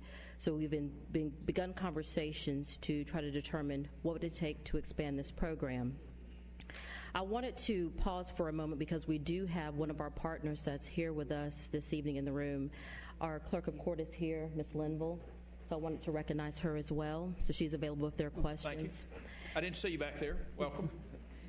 She's been at the table with our staff committee working through planning for this. And also, as Chairman Taylor mentioned, Scott Weirman is here from the foundation. So I wanted to give him the opportunity to address the committee as well. Okay. Scott, would you please give your name and address for the record? Good evening. My name is Scott Weirman, and I reside at 5220 Huntscroft Court here in the city, 27106. Good evening. Good evening. Mr. Mayor, Mayor Pro Tem Burke, Chairman Clark, and members of the City Council. As I said, I'm Scott Weirman, and I serve as president of the Winston-Salem Foundation, and I'm here today on behalf of my board to speak in favor of the driver's license restoration efforts. After extensive listening conversations in 2017 and 2018, the foundation launched its community investment work to help build a more inclusive economy in Forsyth County. Specifically, many community members shared that inadequate transportation is a barrier to accessing child care, receiving health care, attending preferred schools, and obtaining and maintaining employment. Along with addressing transportation challenges, the foundation is working to increase pathways to family-sustaining careers and to reduce the racial wealth gap. The driver's license restoration project positively impacts such our inclusive economy priorities, which is why we strongly encourage the City Council to expand this effort. We commend the Forsyth County District Attorney's Office for assisting 2,000 people through the restoration program to date. This number, while significant, is only a fraction of the more than 18,000 residents who still have suspended licenses for minor traffic offenses. These suspensions are not due to dangerous driving or criminal activity, but are based solely on an individual's inability to pay a ticket. We know economic mobility is unattainable for many residents of Forsyth County. We also know that failure to pay license suspensions disproportionately impact low-income households because of the unexpected cost of a ticket that can be insurmountable financial burden and lead to spiraling debt. With a restored driver's license, many community members will have the freedom to get back to their lives. They can secure car insurance, they can get to work, they have access to better jobs, they can get their children to school and receive medical care. But most importantly, they will have the ability to include in and contribute to the economic and social vitality of our community. The Winston-Salem Foundation strongly supports the Forsyth County District Attorney's Driver's License Restoration Project, and I appreciate your time this evening. Thank you. Thank you. Ms. Linville, would you like to say anything? Yes. Please come up. And if you'll give your name and address to the record too, please. My name is Renita Tompkins Linville, and my address? Just any address, your work address is fine. Okay, 200 North Main Street. That's fine. In Winston-Salem. You have the floor. Yes, sir. Thank you. Good evening to everyone, and thank you for this opportunity to speak on behalf of this project. I have been talking about this project to our citizens, but my thoughts regarding this project go back to being an attorney. When I was practicing law, I did see that a number of people who did not have their driver's license needed to have them restored. I think this project is going to help many of our citizens with economic income, and they're going to be able to drive their kids to school, they're going to be able to get a job, and most of the citizens that are in this position are what we call the working poor. These are people who have to make a decision between paying the rent or paying these expensive ticket fees that they have accumulated, or paying for daycare or buying food. So we're not giving them something that they would not otherwise deserve. We are helping people to get back on their feet. So I wholeheartedly support this project. I believe in it. I've been talking about it to our citizens, and everywhere I've gone, people are in support of this. It is going to have a great economic impact on our community. It is going to help our children with their parents being able to provide for them. So I thank you for listening to me, and I stand in agreement. I've enjoyed working with Ms. Ford and others in the community. Thank you. Thank you for coming. Okay. Any questions, comments? Just a quick comment. I saw some numbers recently that were published, I think, by Greensboro did the research. Winston-Salem is the least densely populated city of the big cities in North Carolina. We're spread out. Makes it very hard to fashion good, adequate public transportation. We spend a lot of money on public transportation and we get mediocre results. With that being the case, you need a car to get around. So if you're going to take your kids to school, you're going to get a job, you're going to go grocery shop. We unfortunately are in a situation where people need their cars. So I'm fully in favor of this. Councilmember Taylor and I spoke about it earlier, and I'm a big supporter of it. I'm glad we're doing this. Yes. Ms. Burke? Yes, I want to say those programs that Mr. Taylor initiates, they're good programs. And nobody would have to convince me. You didn't have to say a word. We know how it's needed. It's needed 100%. Years ago, we talked about transportation. People go so far on Stratford Road and they still work beyond, and they have to get to these places. And then the taxes are overcharging to a degree, and they say things about Uber. I don't know if you want to get in one of them or not anymore. I've never been in one.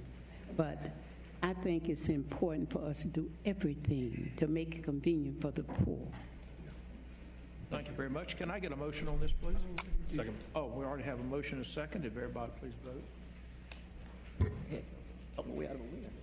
I'm sorry. I didn't want you to keep talking. You may talk us out. I was going to say, I got two quick fun facts. I didn't want to talk my way out of a victory here. But this $275,000 is for 18 months. It's going to fund 3 full-time positions in the clerk of court's office and the DA's office. Lastly, just some quick numbers. Out of the 18,000 people in Forsyth County who do not have their licenses, they tell me that 72% of them are minorities and over 55% of them are African Americans. So this is something that's well needed in our community, and we appreciate your support. I'll just say what I really liked about it, it is everybody coming together. The clerk of course, the district attorney, And Winston-Salem Foundation, City of Winston-Salem. Everybody's got an oar in the water on this, and that's why we're going to be successful. Thank y'all very much. Thank you. That is approved. G5, who's going to? G5, consideration of items relating to a neighborhood planning pilot project. You got 1 minute. I have 1 minute. The neighborhood pilot project was also presented at committee. This involves a neighborhood visualization project for Dreamland Park and also for the Skyline Village community. At the meeting in January, the professor who will be working with us on this project came and presented to council. We didn't have an opportunity to get through his entire presentation, and I apologize that he's not with us this evening because he is out on medical leave. This project uses $120,000 of East Ward bond funds. It's designed to be engaging with the residents to help them design the neighborhood that they would like to see. In addition to North Carolina A&T State University being a partner in this project, we also have Habitat for Humanity that will work with Dr. Graham and the students in this class project to realize that vision and to create these neighborhood visualization plans. The project is designed to take 1 academic year for the project to be complete, and then those plans would be presented to residents for them to decide which plans they would like to move forward with. Thank you very much. This was covered in detail last meeting. Can I get a motion on this? Move for approval. We have a motion and a second. Mr. McIntosh, you have a comment? Yeah, I do. I've grown, since I've been on council, I've grown wary of long-range plans, master plans that are not tied to funding to actually carry them out. One in particular for me is the ballpark master plan, which was not funded to begin with and has now changed over time, and people's expectations were set early on, and now we're having to change those expectations. We did a great plan up at Cherry and Polo, didn't have any funding tied to it. It's really difficult. I think sometimes we're raising people's expectations here. I'm going to support this, but I think we need to be careful about what we do in the planning process about essentially making promises to people that we can't live up to. May I ask? Yes, ma'am. Now, Dreamland is one of the older neighborhoods, and it needs a lot of help. I had spoken to the city manager a few years back. At one time, we had Wake Forest and WSSU doing internships. They volunteered to do internships, and we have pilot programs.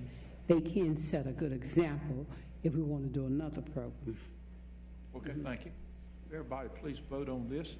Thank y'all very much. And I would say I share Mr. McIntosh's concern. I have a feeling this price tag will be multi-million dollars. It should be. Should be. And Should be.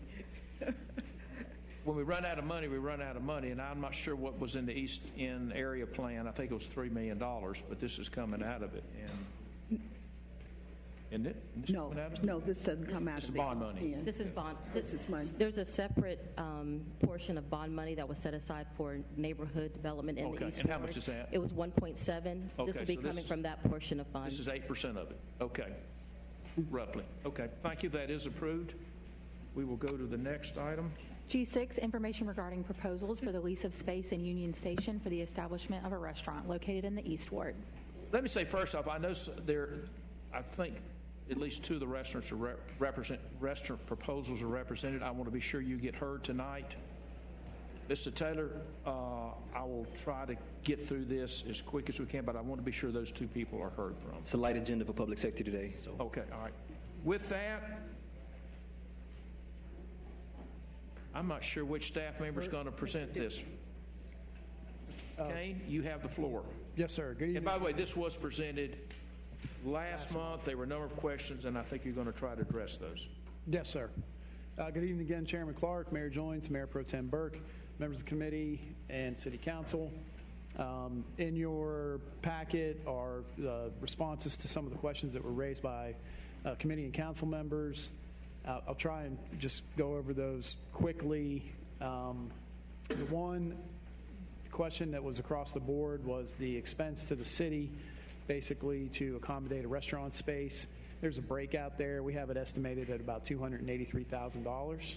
That includes a vent hood, basic restaurant equipment, an exhaust fan, and then the utilities and some design and engineering costs.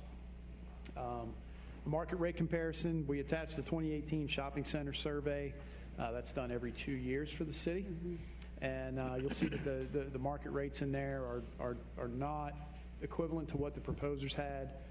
We'll share with you that when we did the Elizabeth's Pizza previously, the initial lease rates were like $4 in years 1 and 2, sort of to help the restaurant get established, $8 per square foot in year 3, and then increasing to $12 in years 4 and 5. So we had already considered, a less than market rate to get them going.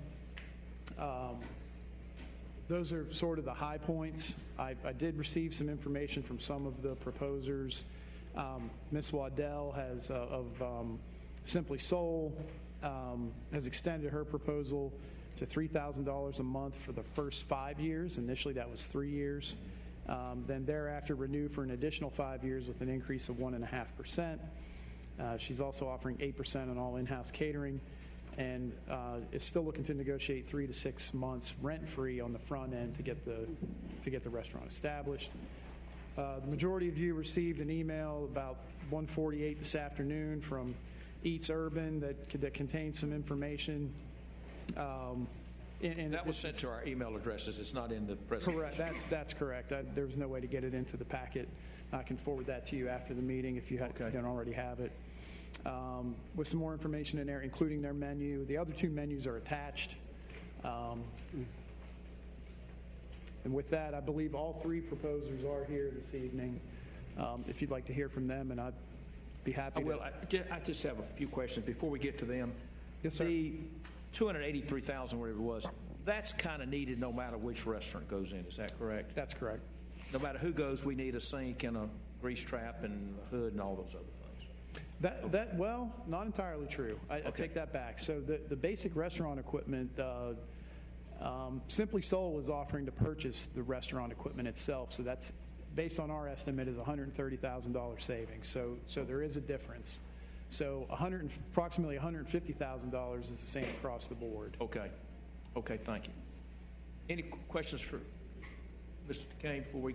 The folks that are here, and I know I'll start with Mr. Morale. Sir, if you please come up. Welcome to town. Thank you very much. If you give your name and address for the record, and you have the floor.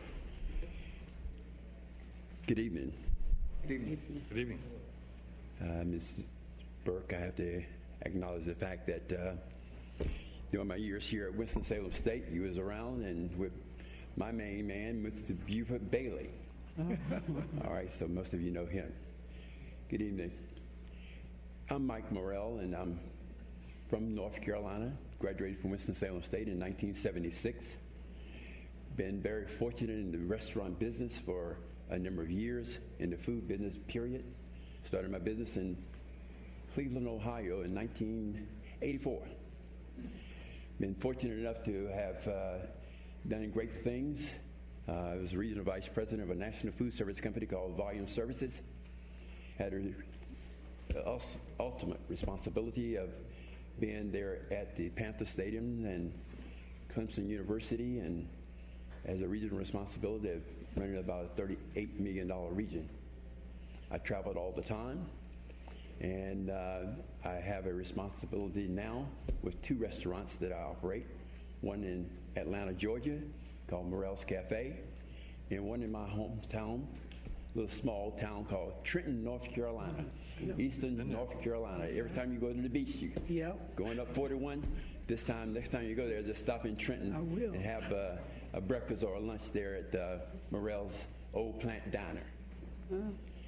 I have a number of people here who have been my support for a number of years. I have a great relationship with the city, with Winston-Salem State University, but more importantly, I have never seen a project of this kind, and that I tell you, it just blew my mind when I saw it.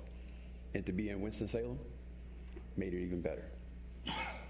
I never thought I would have a restaurant in Eastern North Carolina, where I was raised on a tobacco farm with my grandfather, with a population of about 3,000 people maybe.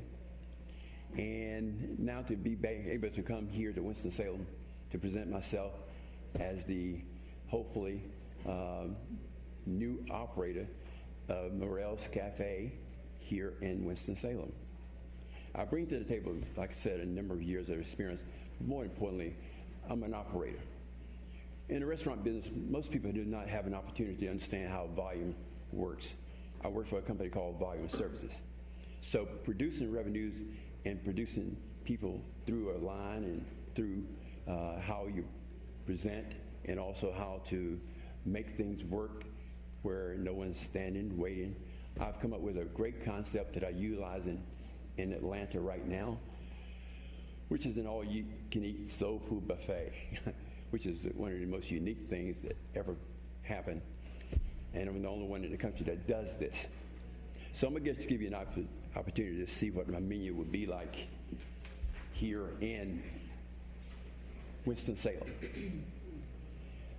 I run a line of food with the top 4 or top 3 starches, which would be in macaroni, cheese, rice and gravy, mashed potatoes, and everything. You did that just to make our mouths water. But you did. Well, I haven't finished yet. Then we go with the top veggies, collard greens, green beans, cabbage greens, and yams. This is every day on the line. Then we have our gourmet-style baked chicken, which is to die for. It really is. And we always have a special item there, like neck bones. But the unique thing that we do that no one does in the country, we bring out all the fried fish and all the fried chicken you want out the grease delivered to your table. And fine dining. Fine dining. Everything done on China. As far as breakfast is concerned, I'm doing breakfast in Eastern North Carolina called at the Old Plant Diner. Never did breakfast before, but I promise you, I would never do a restaurant again without doing breakfast. The breakfast we have there is just unbelievable. We do a fresh sausage, a smoked sausage, a patty sausage. We do bacon, we do ham. We do a lot of different things, apples, grits, made-to-order eggs, pancakes.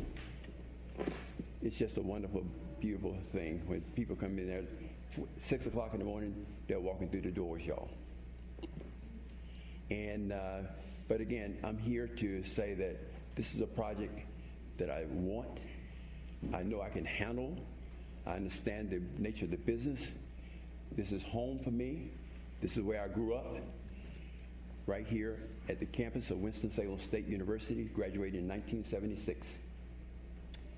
I'm here with a lot of my friends who have supported me for the years, all through the years. And I also brought with me 2 people that has been counseling me with the build-out projects. I have 2 of them here right now with me. I have with me Mr. Ray Thornton, who is with the National Restaurant Development Design with me. Ray, you will come. And I also have Joe Young out of Durham, who's an architect engineer. The both of them went with me today and met with James Mitchell. And we had an opportunity to see the property again. Joe had been here, seen it before. But these 2 gentlemen, in particular, this gentleman here designs all kinds of restaurants around the country. Does a lot of the Golden Corrals. Everybody know about Golden Corrals. But in other words, what you have to do is here be able to understand how to produce food in a timely fashion, very good, and presented very well. We have that concept down pat. And so this gentleman here will be able to do that in terms of designing this restaurant for us. I'm very excited about it, and he had an opportunity to look it over this today, as well as Joe had an opportunity on 2 occasions to look it over. We're ready for this project. Thank you, sir. I've got to give the other folks a chance, but thank y'all if y'all just stay tuned. Appreciate that. Next up, is anyone here from East Urban? You'll give your name and address for the record, please. Yes, Algernon Cash, address is 51 East 4th Street, downtown Winston-Salem. And thank you, Chairman Clark, as well as Mayor Joines and Mayor Pro Tem Burke. Thank you for the opportunity to be with you this evening. James Perry, who is the president CEO of the Urban League, is actually the leader of our group, but he had to step out to go moderate a panel this evening. So I'm going to step in his place and attempt to not only give you guys a little bit of context about our group and what we hope to do, but then address any questions that you may have about our opportunity. Many of you on the committee tonight and would obviously know who I am. I've been in Winston-Salem my entire life. Grew up right on Liberty Street, not too far from here, and only left for a brief period when I went to college at NC State. Don't fault me for that if you're not a Wolfpack fan. And did come back home. And when I came back home, I actually created my own boutique investment banking firm by the name of Wharton Gladden, and went on to work with a lot of different real estate developers, investors on a large number of projects. And during the course of my career, I had the opportunity to go to work for the Nolan family based out of High Point, and them, along with the Allred family, they own J&S Cafeteria. For a period of time, in terms of when I started my food career, I was the chief financial officer and executive vice president at J&S Cafeteria. And when I was there, we were the second largest cafeteria operation in the entire state. We were a $25 million company, and so I did gain a tremendous amount of experience working with large companies like U.S. Foods, Cisco, and you name it, in terms of buying food, managing people, developing menus, and working with the customer base, not only based here in the Triad, but as far west as Asheville. We were the largest cafeteria in Asheville. At our high watermark year, we had 400 employees. And I can say very proudly that not only did I get to know all those employees, but I worked very closely with them when I was there. Our group, and I think our proposal is much different than any other proposal or option in front of you, and I want to really draw your attention to what that primary difference is.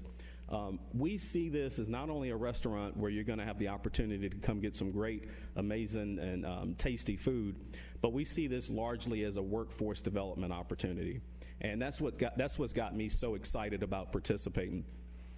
One of the things that you'll notice that one of our partners that's involved is Chef Jeff Bacon. Again, I'm almost certain that his reputation precedes him as it relates to this committee and this community as a whole.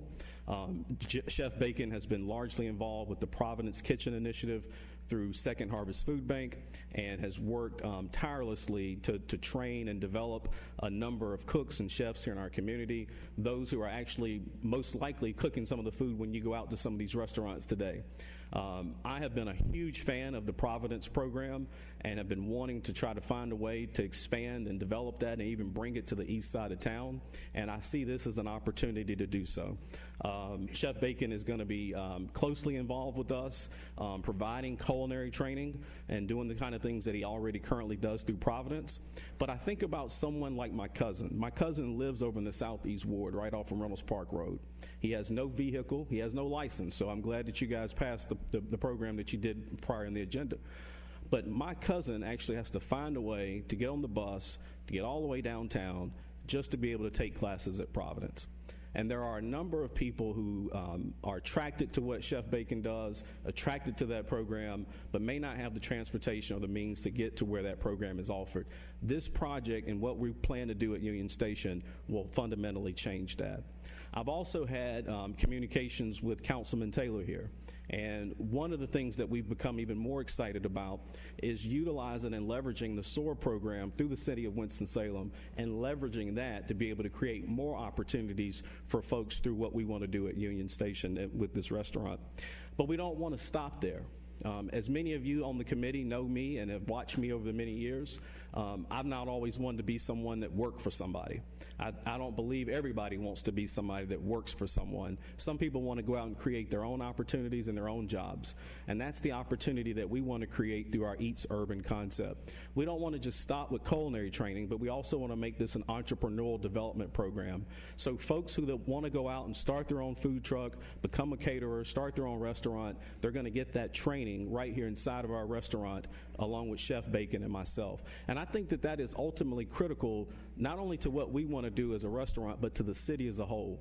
Many of the restaurants and caterers and food trucks that go out of business is because they don't have the necessary knowledge and the training and the education to be successful. We want to be able to change that. Also, I just want to draw attention to the collective expertise and the years in the business that our group presents. If you look at our entire team, myself, Chef Bacon, as well as James Perry, that's over 50 years of leadership and culinary and management experience. And anybody in the restaurant business would say that if you want to be successful, you got to know what you're doing. And I think that's something that Chef Bacon and myself bring to the table, and obviously we'll be involved in the project day to day. So with that said, I'm going to pause, allow some more opportunity for someone else to come up and speak, and of course I'll still be here for any questions. Thank you, Chairman. Thank you, sir. Simply Soul, is anyone here from Simply Soul? There you are. I can't see anybody that sits over there, so I apologize. You'll give your name and address for the record, and you have the microphone. Yes. Good evening. Thank you guys again for having me personally here. My name is Sonia Waddell, and I'm the owner and operator of Simply Soul Restaurant at 4339 South Main Street here in the lovely city of Winston-Salem. Unlike the gentleman that just presented, I'm very impressed, and I will follow their lead. I have started my business off of my own finances here in this city. I believe in this city. I grew up here. I was born and raised in Winston-Salem. Again, I started the restaurant 8 years ago. Next month will be 8 years. I used every bit of my finances to start this business because I believe in Winston-Salem, for one, and I believe in what God has given me to do. And I believe in service. I believe in good food. I believe in providing opportunities for people that need opportunities like myself. I was actually pushed into this opportunity. I've always desired to be an entrepreneur. My mom raised me to be one. I watched her cater from a child. I helped her. I was her sous chef. So everything I've learned, I'm self-taught by my mom. I do have education, however.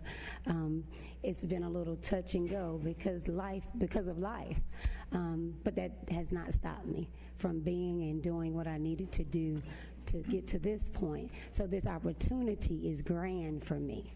It is a lifelong opportunity that I've always hoped for. Again, I've worked in healthcare for a number of years. I've always been in food service. I started out in a McDonald's. I started out as the little cashier, and I went up to management there. So I've always loved food. My mom was a caterer again. At my restaurant, I am everything. I do everything there. I believe some of you have frequented my restaurant, and I appreciate your patronage. I do know this city. I do have my doors are swinging open on every Sunday with every churchgoer from every side of the community, and I'm so grateful for that. I do know what the need is as far as volume. I've learned it by happenstance. So I can't say I've actually had the expertise other than by my own knowledge, but I'm so up for the challenge. I'm always seeking expertise. Again, I've proven to be successful. I'm actually, again, in my 8th year. I love this opportunity that's been presented to Simply Soul, and that's why I did revise my original proposal, because I was just thinking I'm currently in a 3-year lease where I am.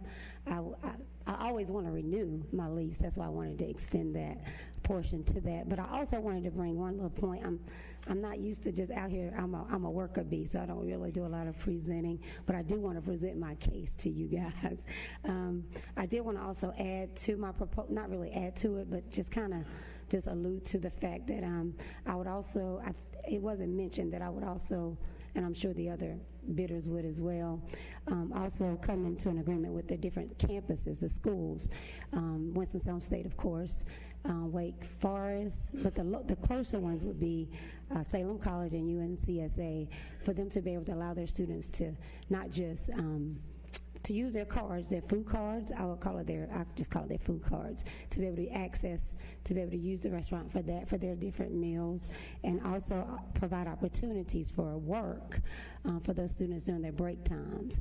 That will be something that I can teach them as far as how I started my business on my own with the education that I did get from Winston-Salem State that I didn't mention. I did attend Winston-Salem State from 2004 to 2009, was unable to get the degree because my mother had taken on an illness. And in the midst of that, I had to get my kids graduated, and then I had to start my business. So that degree is forthcoming for me, but it was in finance and in management, that degree that I am pursuing, that I will plan to continue to get. Thank you guys for your time. Okay. This is in Miss Scipio's ward. We will be finished in 7 minutes. Soon. Yeah, right. Miss Scipio, this is in your ward. I'm going to kind of give you the microphone and let you, and I know you've met with all these people and this, that, and the other, so I'm going to just turn it over to you. Thank you, Mr. Chairman. One of the good things is that we have 3 excellent possibilities for Union Station when people thought that nobody wanted to come. Now we see that people do want to come. Union Station is going to be a hot spot. It's going to be a hot spot for the East Ward, and it's going to be a hot spot for our city. And it's really important that whoever goes in that space as a restaurant, when it first opens, it opens as a wow kind of facility, that people come, they have good expectations, and their expectations are well satisfied. I love all 3 of these particular options. I think each of them has something special to offer. Mr. Chairman, I guess if you ask my opinion of who we should go with, and I would have to say this, that I would go with the organization that would bring the most experience and the capital to open and bring a great image to the neighborhood. I'm looking for a restaurant that would appeal to the students and the residents that are nearby and on the East Ward, as well as the rest of the community at large, because the East Ward is not isolated. It was for many years, but now it must have things that attract all residents. And just seeing all the menus, seeing all of the commitment, the energy, everybody's committed, but I think the one group that brings the most to the table right now in terms of their commitment, in terms of their financial commitment, and their ability to hit the ground running the day it opens, I think it's Mr. Morrell's Cafe, and I would be in favor of that. Okay, thank you. This is just for information. You had your hand up. I was going to ask the attorney a question. Yeah, first of all, I'm glad we're not having a vote based on the menus because they all look really good. Right. Yeah. I would like to get from staff a number that encapsulates or captures what the city's subsidy is going to be to this restaurant over a period of time. We've got this, we've got info from the appraiser about what shopping center space goes for. And that's really difficult to say whether a restaurant is more or less, so I think we can use those numbers. But those are all triple net, meaning the tenant pays the lights, the heat, the taxes, and the upkeep. We're talking about a full-service loan where the city is paying all that. So I just want to get some delta on where we are from market. Okay, and I'm not saying one of these folks shouldn't be the people that operate, but I would like to just put into numbers how much we are going to be subsidizing this. It's going to be a big number. I'd like to hear a commitment to SOAR, just like we asked the other folks to commit to a number. I'd like that to be more than just a suggestion. I'd like to see a number and a real commitment to doing that if those folks are chosen as the successful bidders. And then also, if I could get from Algernon, your 6% of gross, 6%, the override on the loan, on the lease would be 6% of net based on a $500,000 gross. What would you anticipate that net income number being on a $500,000 gross? Yeah, ladies and gentlemen of the committee, I thought we provided, and again, I'm standing in for Mr. Perry tonight, but I thought we provided in the proposal the full pro forma. But okay, if I could get that at some point, that wasn't real clear in there to me. Yes, sir. Okay, thank you. Mr. Chairman, Yes. I would like to say all the presentations were presented well. Very well. And I do appreciate hearing what I heard from them. I think if anyone will step out to want a minority, to want a business to get started, this says to us we do have business people in this community. We have some with the finances in order to be able to take care of this business. Now, I'm trying to gain weight. Every morning I cook myself grits. Grits man, too. Grits. I heard somebody say grits. But I just want to say it was good. And then to also say to Mr. Duquesne, I've been watching you all on TV 13. I may not have been available, but you've been making some very good presentations concerning the Union Station. And it's as though you believe in it. And it's important. And I know there are a lot of people who love to get up in the mornings, go to a nice, clean restaurant, have a nice breakfast, because the East Ward is really stepping up and moving. Okay. Ms. Scipio, then I'm on. Yeah, I just want to make one comment to the attachment about the shopping center rates. There was nothing on the East Ward included in I that. saw that. And if you're going to use that as a measure, we need to be at least included and measured, even though our shopping centers are small, because I don't think it's fair to evaluate our ward against well-developed wards that have shopping centers. I think that's an unfair comparison. Okay. Let me suggest this because my time is out. If you can see what you can find, because I don't know what the name of those shopping centers are, but they're right down the ML. Mm-hmm. We actually have that information. We can Okay, that's that fine. to you. Mr. Attorney, I'm looking for at the next meeting some type, I'm going to call it a generic motion. I don't think we would be approving a contract. The motion would read something like that. We had endorsed the negotiation with XYZ to develop a contract or something. For the three folks here, what I'm asking the city attorney to do is to come back with a document that we can vote on next meeting. We have Ms. Scipio's recommendation. I would say if anyone has any questions or concerns, if y'all will talk with her or the city manager, that would be fine. And hopefully at this meeting next month, we will make a final decision because we have no motion tonight. Okay? With that, public safety will meet at 6 o'clock, right? Public safety will begin at 6:30. 6:30. 6:30. Okay. Thank y'all.